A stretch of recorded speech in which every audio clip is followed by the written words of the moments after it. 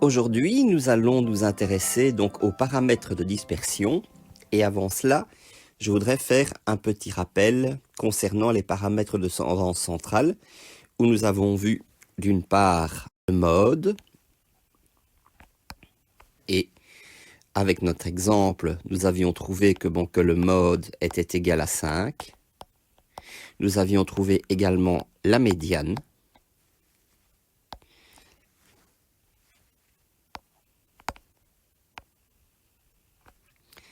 La médiane qui, elle, de son côté, était aussi égale à 5. Alors, est-ce que c'est toujours le cas? Certainement pas. On va dire que c'est presque un heureux hasard. Je dis presque parce que c'est en réalité une indication. Si le mode, la médiane et également le troisième paramètre qui est la moyenne sont égales, eh bien alors à ce moment-là, cela signifie que nous avons affaire à une distribution où nous avons la chance d'avoir une symétrie parfaite. Là, elle est presque parfaite dans la mesure où nous avons la moyenne qui valait pour notre exemple 5,025. Donc ce n'est pas tout à fait parfait, mais ça l'est tout de même presque. Alors, pour les paramètres de dispersion, je vais avoir besoin de la moyenne, uniquement la moyenne. Donc je vais la noter sur le côté. Je sais qu'elle vaut 5,025 et je vais me débarrasser de tout le reste. Voilà. Alors, les paramètres de dispersion vont faire l'étude de ce qu'on appelle les écarts. Alors, je devais définir les écarts. Qu'est-ce que c'est qu'un écart? L'écart numéro I, eh bien, c'est tout simplement la différence qu'il y a entre la valeur I, et donc xi, la valeur numéro I, moins la moyenne. Comme ceci. Alors, j'ai utilisé l'indice I. Si j'avais utilisé l'indice J, eh bien, notez que c'est exactement la même chose. Donc, au lieu d'avoir n'importe quelle valeur, on prend n'importe quelle modalité, ce qui revient au même, puisque quand on comptabilise les écarts avec le paramètre, l'indice I, eh bien, on va prendre toutes les valeurs, tandis qu'avec les modalités, il ne faudra pas oublier de multiplier par l'effectif correspondant. Bien, alors, ce qu'on pourrait faire pour commencer, c'est de voir si ça a du sens de calculer la moyenne des écarts. Alors, rappelons d'abord la formule de la moyenne. Qu'est-ce que nous avions dit? Que si on veut trouver la moyenne, alors je rappelle que c'est en réalité la moyenne arithmétique, qu'est-ce qu'il fallait faire? Il fallait prendre la somme de toutes les valeurs. Donc, I varie toujours de 1 jusqu'à n, et que quand nous avions pris donc les n valeurs, il fallait ensuite diviser cela donc par n, n étant donc l'effectif total. Alors, pour pouvoir calculer l'écart moyen, il suffit en réalité de prendre exactement la même formule. Qu'est-ce que je vais faire? Au lieu de prendre x, je vais prendre e, comme ceci. Donc, je commence par effacer x dans la formule. Voilà. Et à la place, j'écris e. Comme ceci. Bon, maintenant, je vais voir ce que ça donne. Si je veux faire le calcul, je sais ce que vaut chacun des écarts. Donc, j'écris 1 sur n. Somme sur i. Toujours de 1 jusqu'à n. Ça ne change pas. Et chacun des i, c'est xi moins x bar. Je me souviens que lorsque j'ai la somme d'une parenthèse, eh bien, je peux décomposer les différents termes de cette parenthèse. Donc ça va me donner 1 sur n qui multiplie d'une part la somme des xi moins la somme des x bar. I égale 1 jusqu'à n à chaque fois.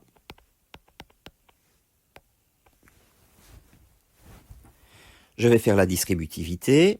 Donc ça me donne 1 sur n, somme des xi. Ah bah tiens, on retombe sur la moyenne arithmétique des x, moins 1 sur n, qui multiplie quoi? Alors, la somme d'une constante. Oui, x bar est une constante.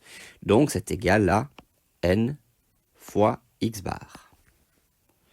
Je constate que 1 sur n fois n, bah, ça disparaît, ça fait plus que 1. Donc, le deuxième terme sera égal à x bar. Mais le premier terme, qui est la formule de la moyenne arithmétique, est aussi égal à x bar. Résultat, bah, j'obtiens 0. Est-ce que j'ai vraiment fait tout ça pour rien? Bah, en réalité, non. J'ai simplement trouvé que si je recherchais la moyenne des écarts, eh bien, dans tous les cas, j'aurais tout simplement la valeur 0. C'est quelque chose que l'on peut garder à l'esprit, c'est de savoir que lorsque je calcule cette moyenne, le fait d'obtenir un 0 m'indique tout simplement que la moyenne arithmétique est une vraie moyenne. Autrement dit que, en ayant fait une différence, les valeurs qui se trouvent à gauche de la moyenne, en ce qui concerne les écarts qui se trouvent à gauche de la moyenne sont compensés par les écarts qui sont à droite, ou vice-versa. Nous avons tout ce qui est à droite, moins la moyenne va donner des écarts qui sont positifs, tandis que tous ceux qui sont à gauche vont donner les écarts négatifs. Si je prends les écarts positifs plus les écarts négatifs, eh bien, ils s'annulent et donc j'obtiens cette formule-là. Donc finalement, au lieu d'avoir une véritable information supplémentaire, je n'ai fait qu'une démonstration. Donc je sais que pour pouvoir faire ensuite l'analyse de toute forme de statistique, eh bien, l'utilisation de cette formule ne va me servir à rien puisque je sais à coup sûr que je vais toujours tomber sur 0. Donc, je vais tout effacer, je vais recommencer en essayant de trouver une autre méthode. Voilà. Donc, je reviens à mon point de départ et de ce que j'ai écrit ici, je vais faire quelques modifications. La première chose, je vais enlever la barre qui se trouve au-dessus du E, comme ceci. Plutôt que de calculer la moyenne des écarts, je vais calculer quelque chose qu'on a décidé d'appeler l'écart moyen. Donc, je vais mettre un petit m comme indice ici à côté du E. Et alors, en quoi consiste de faire l'étude de l'écart moyen?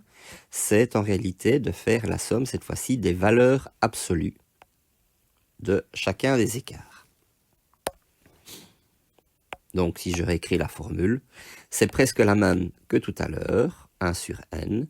Donc, la somme pour i allant de 1 jusqu'à n, mais cette fois-ci, au lieu de mettre une parenthèse, je mets des barres verticales qui signalent que je suis en train de calculer les valeurs absolues. C'est-à-dire que, que quand je prends chacun des écarts, qu'est-ce que je vais faire en réalité? C'est me débarrasser à chaque fois du signe. Alors, est-ce que dans la pratique, ça a du sens? Eh bien oui. Donc on peut très bien imaginer un tableau sous cette forme-ci, où on commence par dresser une nouvelle colonne qui contient tous les écarts, et ensuite on pourrait prendre de nouveau les mêmes écarts, comme ceci, mais cette fois-ci, on enlève le signe pour pouvoir garder les valeurs absolues. Qu'est-ce qu'il faudrait faire en plus? Eh bien, il faudrait que j'écrive l'écart moyen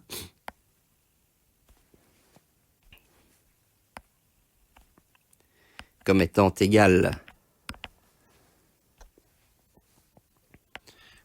à 1 sur n, somme, comme je suis en train de travailler dans le tableau statistique, je travaille avec l'indice J cette fois-ci. J est égal à 1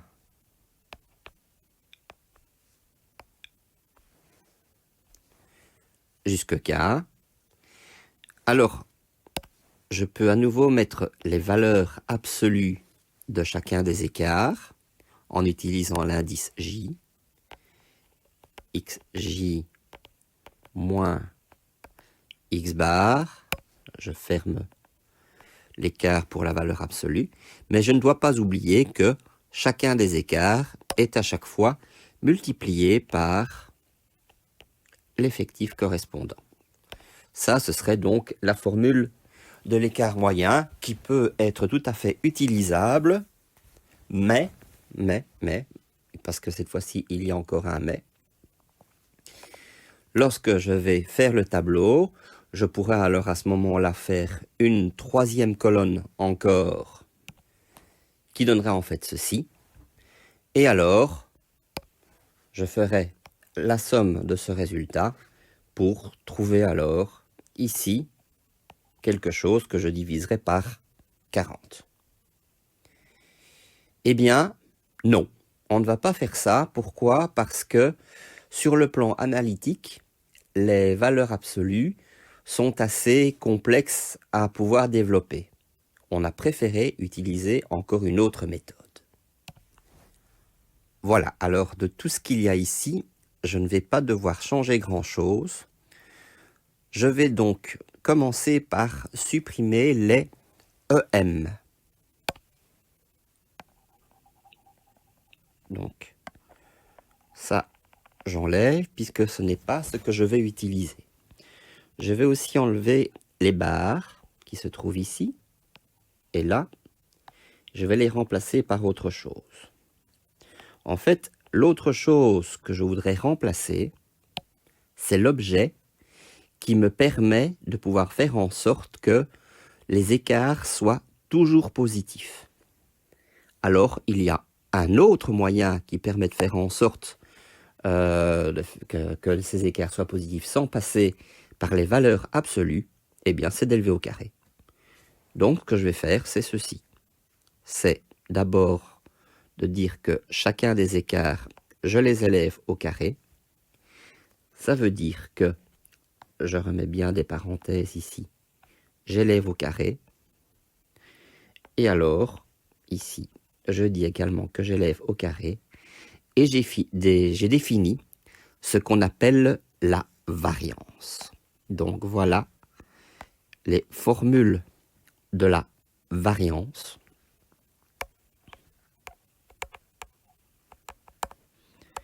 Je vais préciser que bon, qu'il s'agit de la variance en x, parce qu'on est en train de travailler avec une seule variable.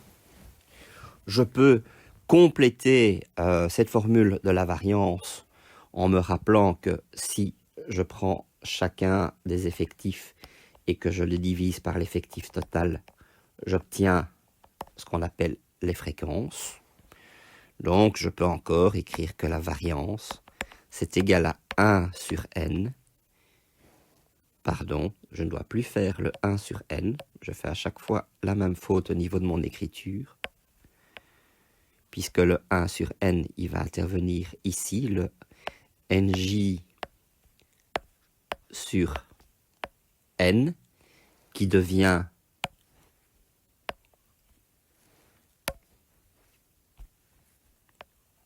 fj, si mon stylet veut bien, multiplié par xj moins x bar au carré, ça ne change rien. Toujours j qui va de 1 jusqu'à k. Donc rappelons bien ça. Donc de ce côté-ci, nous avons la variance qui est travaillée pour la série statistique. Nous avons ici la variance qui est utilisée pour le tableau statistique lorsqu'on va utiliser les effectifs. Et nous pourrions utiliser également toujours pour cette distribution ordonnée, non pas l'effectif mais la fréquence, qui est en réalité à chaque fois la même formule. C'est en réalité à chaque fois 3 fois la même formule, mais dans des circonstances différentes. Alors je rappelle que pour notre facilité, lorsqu'on utilise un tableau statistique, ce qu'il faut toujours faire, c'est de lire la formule à l'envers. Donc, qu'est-ce que je suis en train d'affirmer par là? C'est que la formule que nous allons utiliser, c'est donc la deuxième, c'est donc bien celle-ci. Et il va falloir, alors à ce moment-là, l'utiliser dans ce sens-là. Ça veut dire que je vais d'abord prendre les valeurs que je vais ensuite élever au carré. Une fois que cela aurait été fait, je multiplie ces valeurs par l'effectif, je fais la somme, et seulement à la fin, je divise par n. Voilà ce que ça nous donne au niveau du tableau. Pour trouver le premier écart, je vais donc avoir la valeur 0 qui se trouve ici, moins la moyenne que je peux recopier ici comme aide-mémoire. Donc c'est 5,025. Donc je fais 0 moins 5,025. Je le recopie ici, moins 5,025. Ensuite, je vois que cette valeur-là, je dois l'élever au carré. Ça va me faire 25,25. Et cette valeur, je dois ensuite la multiplier par l'effectif qui, dans ce cas-ci, il est facile, il vaut 1. Et ça me fait donc 25,25. Je vais faire la même chose pour la deuxième ligne. Donc, j'ai xj vaut 1.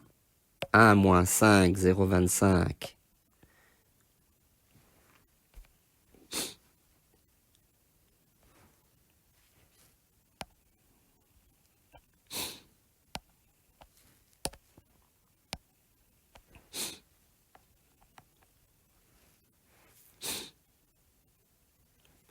Ça va me faire moins 4,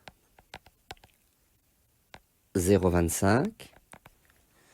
Cette valeur, je dois l'élever au carré, ça va me donner 16,2 que je dois multiplier par l'effectif qui vaut 3.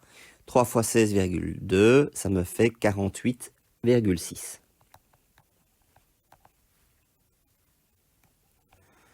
Et ainsi de suite jusqu'à la fin. Voilà qui est fait. Alors, remarquez que, et c'est important pour ce qui va suivre par la suite, c'est que pour pouvoir faire le calcul de la variance, j'ai utilisé exactement 3 colonnes.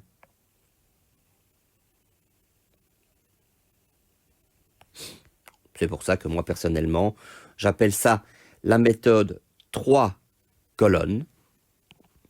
Alors, remarquez qu'il y a déjà un gros défaut avec ce système, c'est que d'abord, les calculs sont assez lourds parce qu'on n'a pas des nombres entiers, on a des réels avec plusieurs chiffres derrière la virgule, ce qui fait que si on utilise un tableur, ça a tout son sens, on commence par écrire la première ligne et puis on utilise la poignée de recopie pour que Excel fasse tout le reste au niveau des calculs.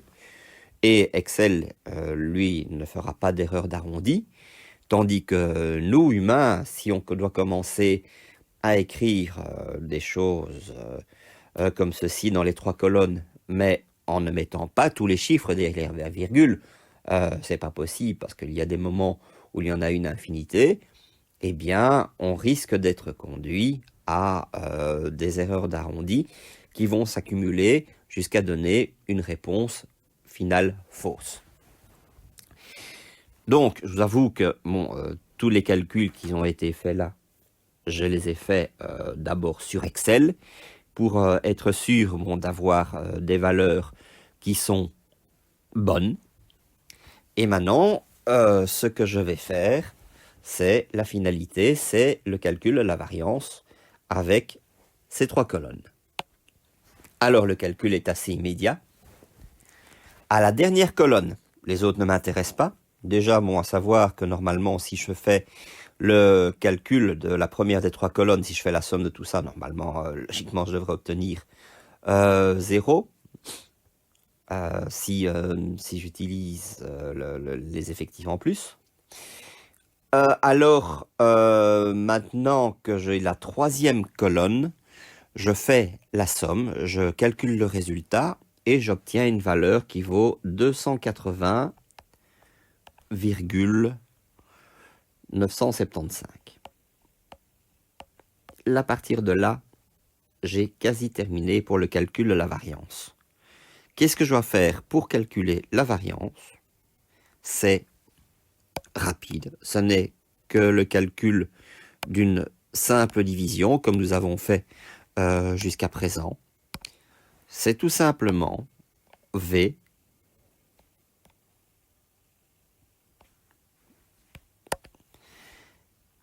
est égal. Notez que le V, je vais changer à un certain moment donné de notation. Vous comprendrez pourquoi après. Donc V est égal à 280,975, le tout divisé par 40.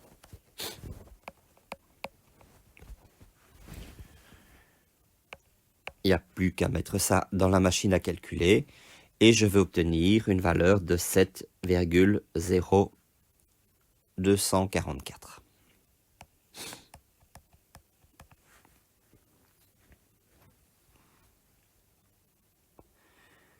Voilà.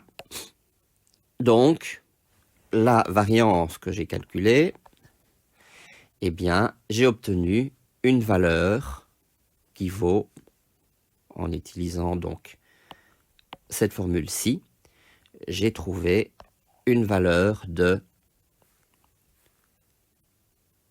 7,0244 pour notre exemple. Donc je vais effacer ce qui est en dessous, non seulement pour avoir de la place, mais parce que ça ne me sert à rien. Voilà. Je vais maintenant définir ce que je recherche réellement, parce qu'en réalité, la variance, c'est un calcul intermédiaire. Parce que n'oublions pas que j'ai pas fait vraiment l'étude des écarts, mais j'ai plutôt fait l'étude des carrés des écarts. Donc, pour ne pas se casser la tête, qu'est-ce qu'on va faire? Eh bien, on va définir ce qu'on appelle, c'est, je vais le noter en dessous, ça s'appelle l'écart type.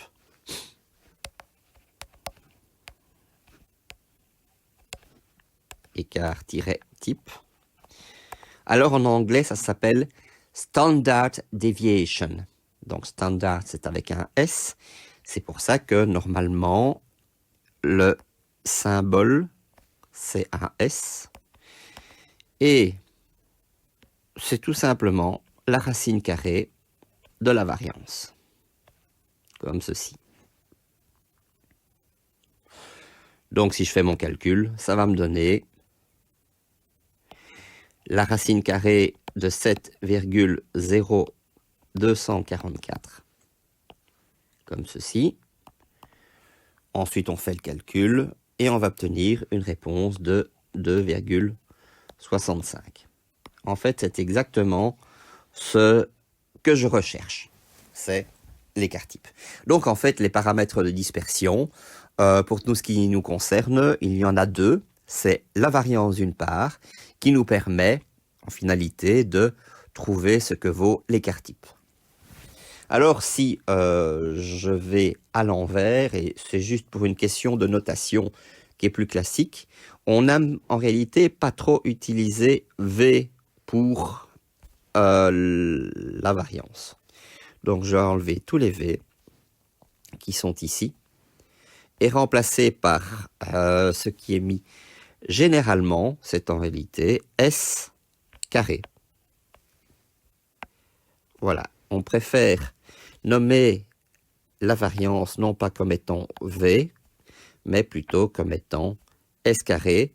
C'est un moyen de pouvoir rappeler que ce n'est pas la variance qu'on recherche, mais bien l'écart type.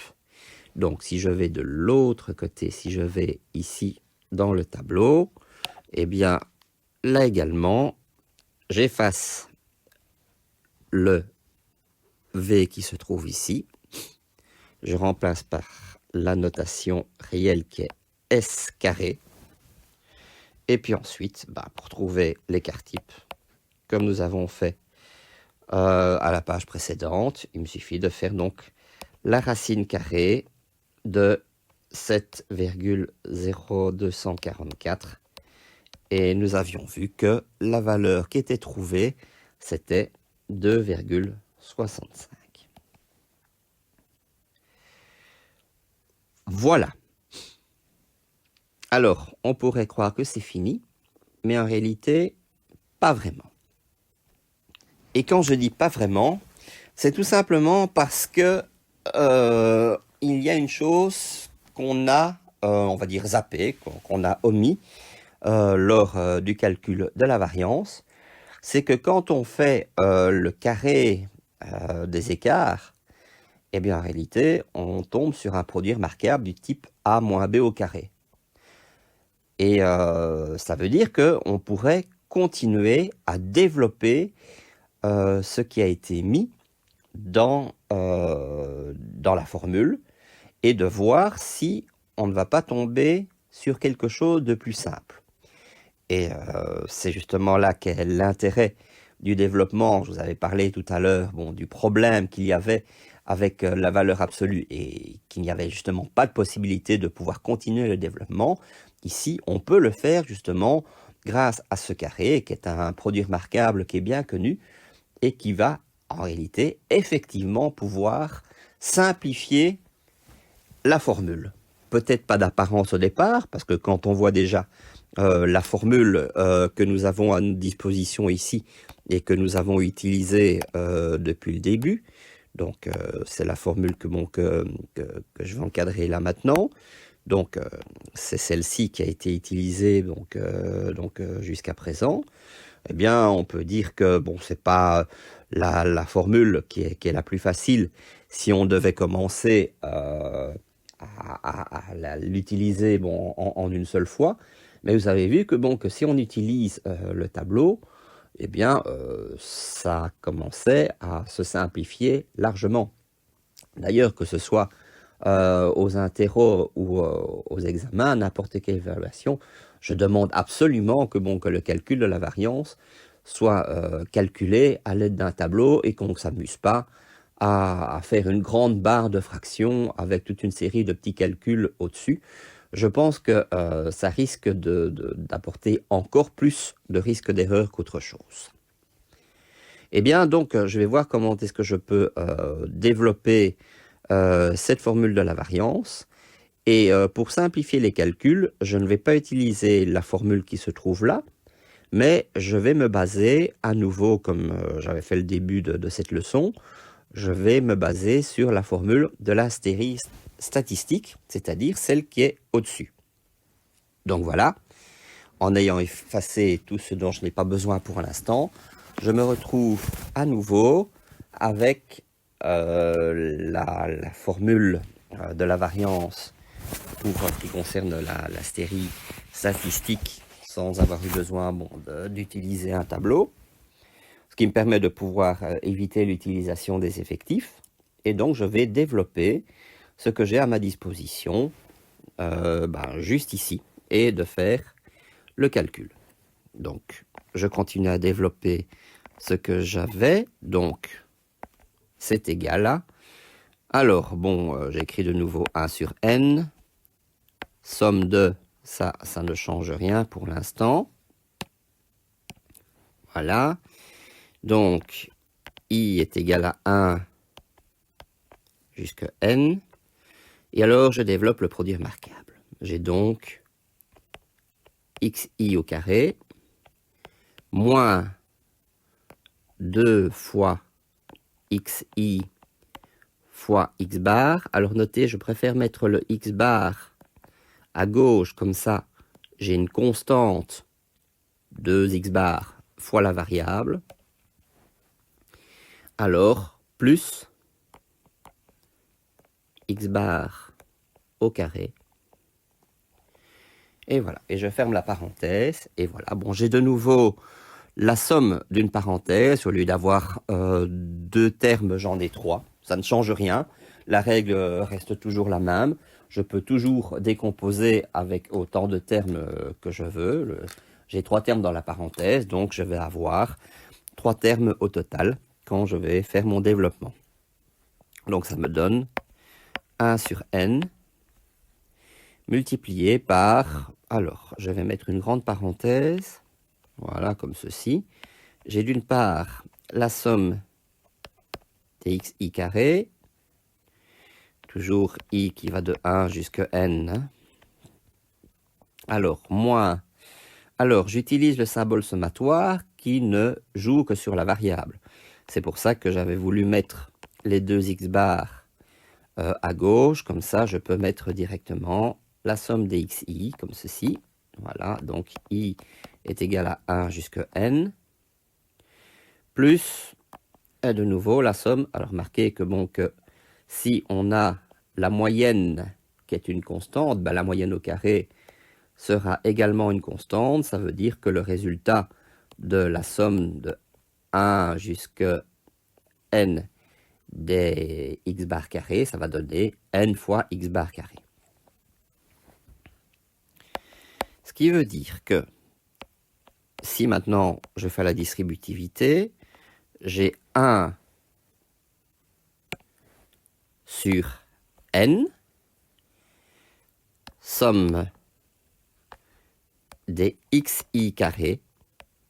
Alors vous voyez que, je vais déjà le noter directement, c'est que si je fais ça, je prends toutes les valeurs, je les élève au carré, toutes les valeurs, et ensuite, qu'est-ce que je fais? Je divise par n, donc je fais une autre moyenne, je fais la moyenne des carrés.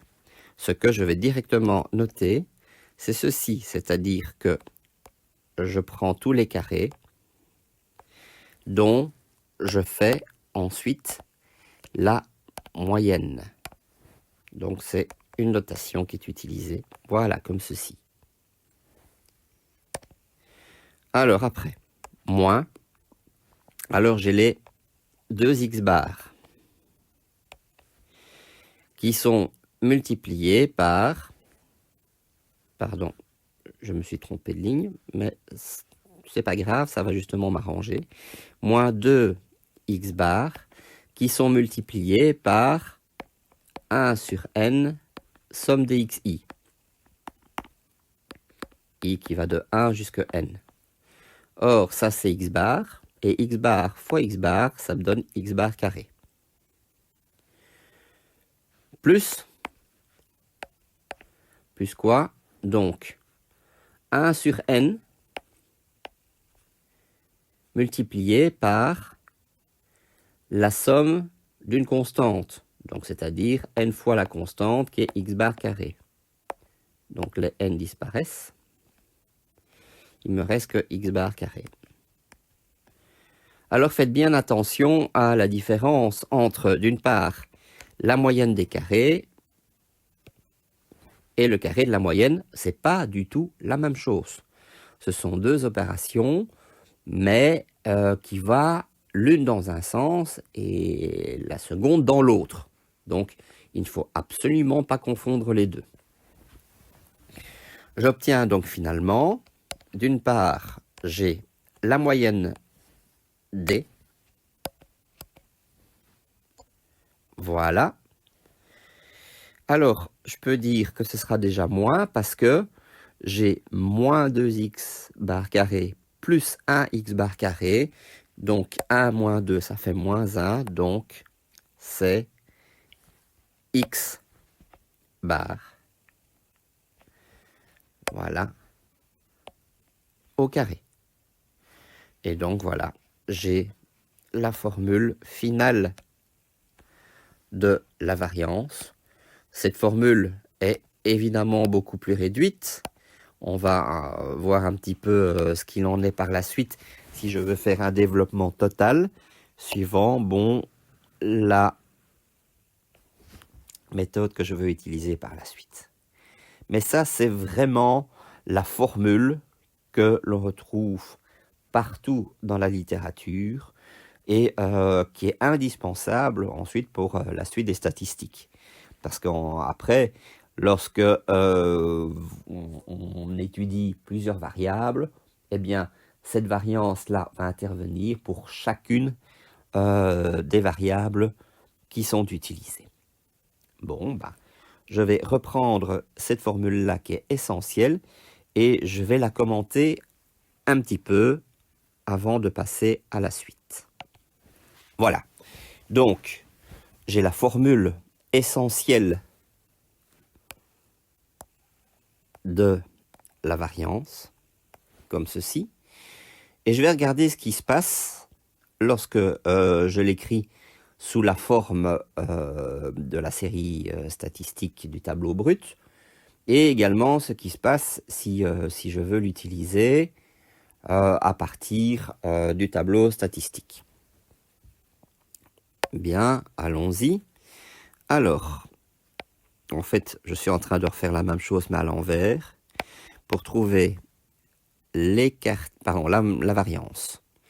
Je dois donc faire la moyenne des carrés. Donc, je prends tous les carrés.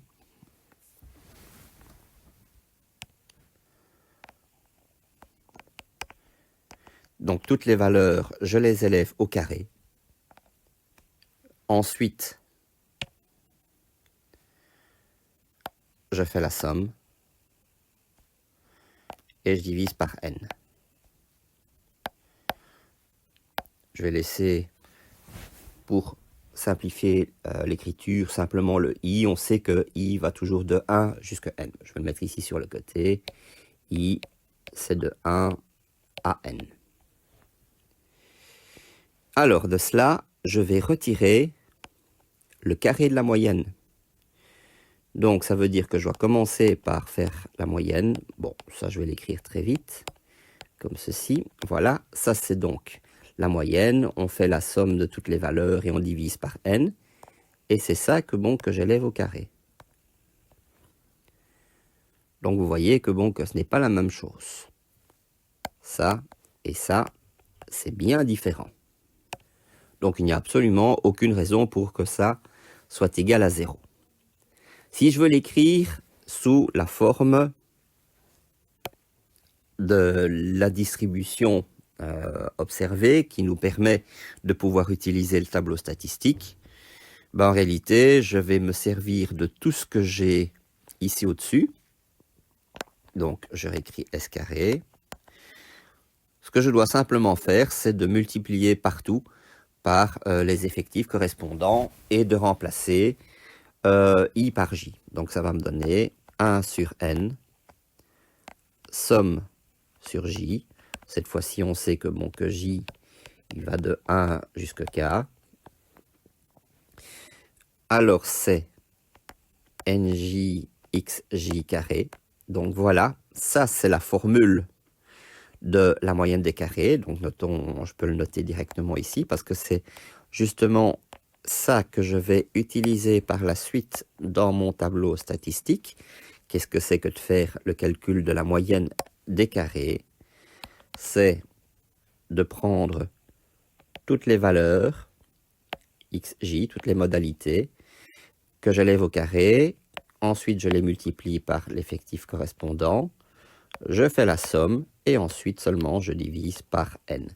Donc voilà la formule qui va nous intéresser pour faire ensuite le tableau statistique. Alors je continue ma formule.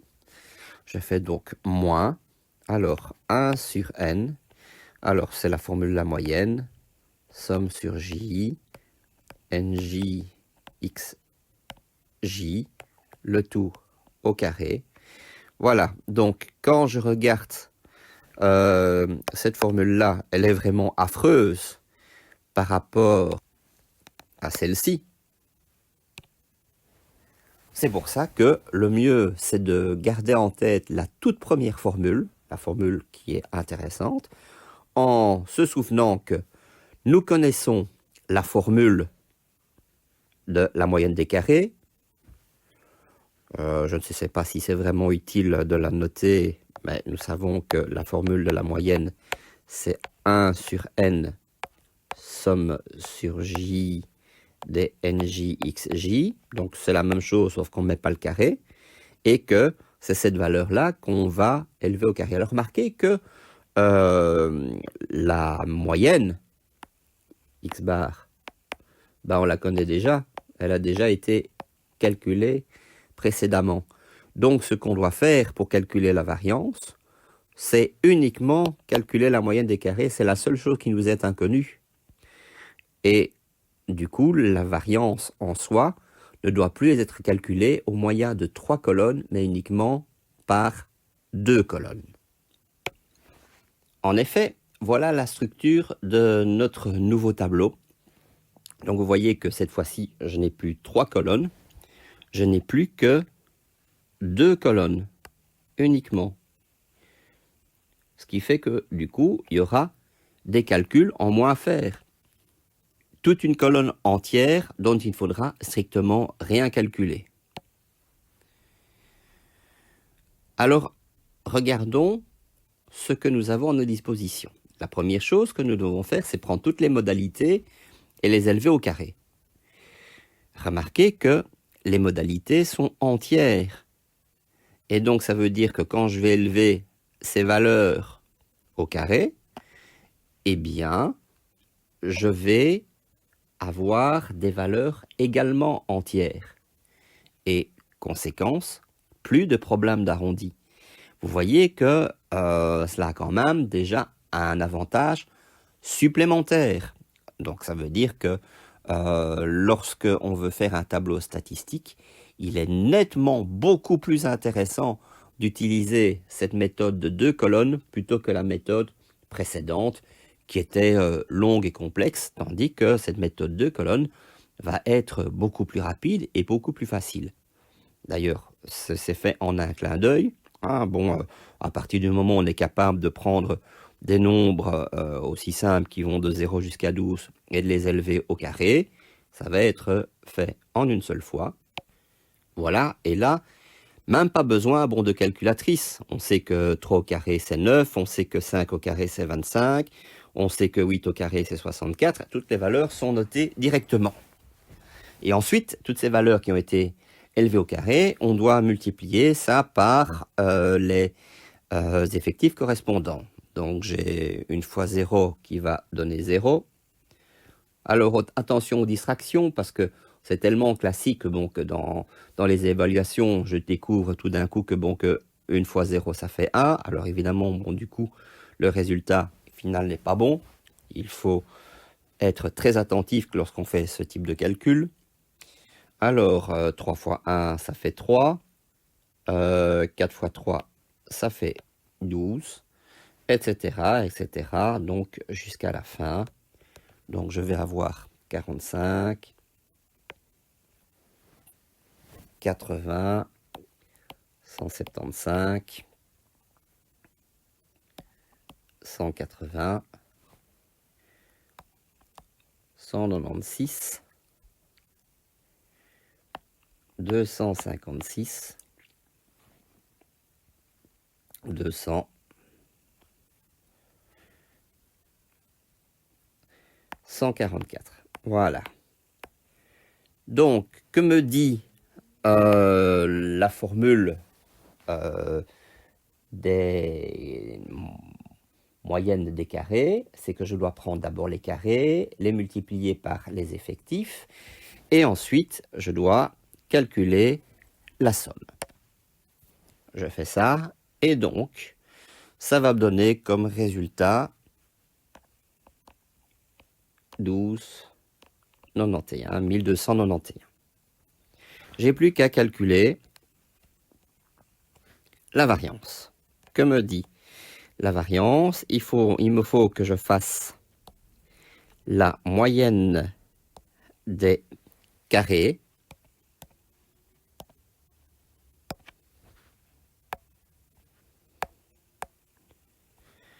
moins le carré de la moyenne. C'est-à-dire, la moyenne des carrés, c'est 1291, le tout divisé par 40. Moins,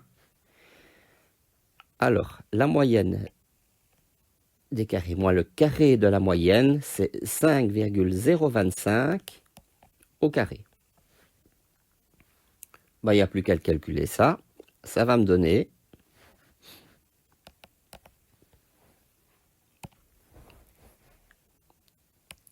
32,275 moins, alors, 5,025 au carré,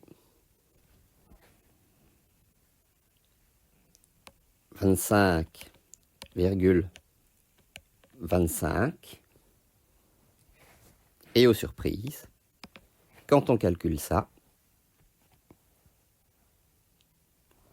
comme par hasard, ça va donner 7,0244. En fait, c'est 7,024375. Donc, on a arrondi, mais seulement vers la fin. Et alors, lorsque je vais faire la racine carrée de cette valeur pour trouver l'écart type, je vais bien trouver 2,65, c'est-à-dire ce que nous avions trouvé avec la méthode précédente, mais qui était beaucoup plus complexe. Bien, j'ai donc trouvé les deux valeurs essentielles qui m'intéressaient, c'est à savoir la moyenne et l'écart type. Bon, qu'est-ce que je peux en faire maintenant? Eh bien, ceci. Je vais, dans mon tableau statistique, tracer une droite aux alentours de 5,025. Donc, on va dire que c'est un peu juste en dessous de 5. C'est à peu près ici. Voilà. On a ce niveau-là. Alors, ce que je vais faire maintenant, c'est autour de cette moyenne, je vais à la fois, d'une part, retirer l'écart type, et d'autre part, je vais rajouter par contre l'écart type.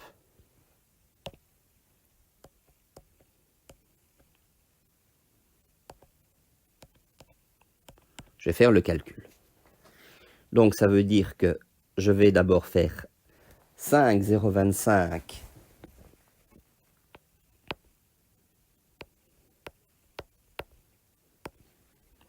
moins 2,65 et je vais faire 5,025 plus 2,65. Je vais obtenir 2,375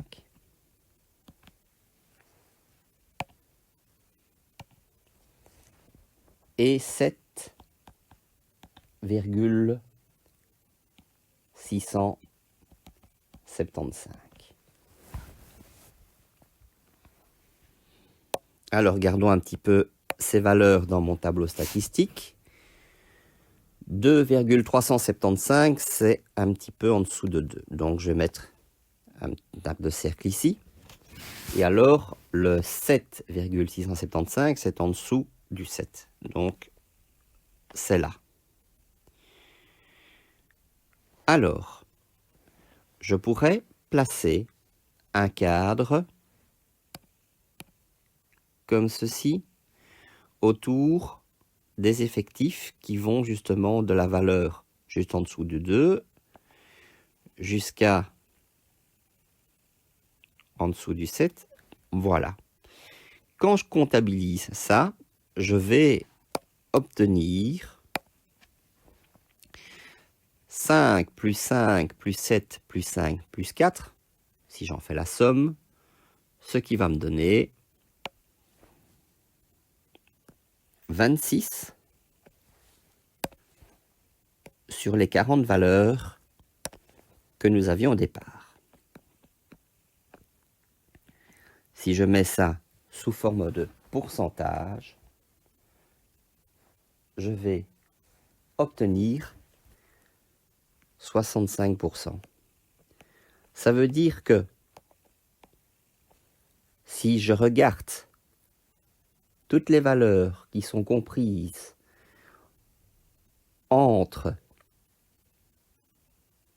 la moyenne moins l'écart type et la moyenne plus l'écart type, j'ai 65% des données qui sont prises. Et je vais recommencer la même opération en rajoutant 2 écarts types et 3 écarts types. Voilà ce que je vais obtenir. Si je commence par m'occuper de 2 écarts types autour de la moyenne, je vois déjà que si je retire 2 écarts types de la moyenne, je vais tomber en dessous de 0. Or, on a que 0 est la valeur minimale. Ça veut dire que, que toutes les valeurs qui sont en dessous de la moyenne sont prises. Donc, ça veut dire que je peux directement prendre mon cadre et l'agrandir. Au lieu de m'arrêter à 5, je peux monter jusqu'à la valeur 1. Et pour ce qui concerne l'autre valeur, si je rajoute 2 écarts types à la moyenne, je vais obtenir un peu plus de 10, ce qui fait que, que je vais juste m'arrêter au 1, et ça va me donner comme valeur 39 divisé par 40. On est vraiment proche du 100%. Ça nous donne exactement 97,5%. Alors pour la suite, il est absolument inutile de rajouter, de soustraire un nouvel écart type à moins 0,275. Il est clair que qu'on retombe toujours dans le négatif et que ça n'a aucun sens. On peut calculer x bar plus 3s. Et quand je dis ça, c'est surtout pour le principe, parce qu'on sait très bien que on va largement dépasser normalement le 12, on va d'office obtenir 40 sur 40, c'est-à-dire les 100% de données, ce qui est assez cohérent, puisque normalement, il faut 3 écarts types autour de la moyenne pour que l'on puisse avoir toutes les données. C'est ce qui est assez classique dans les statistiques. Voilà, on obtient ici 12,975 qui confirme bien la théorie que nous avions. Et cette leçon, non seulement est terminée, mais achève aussi ce chapitre des statistiques.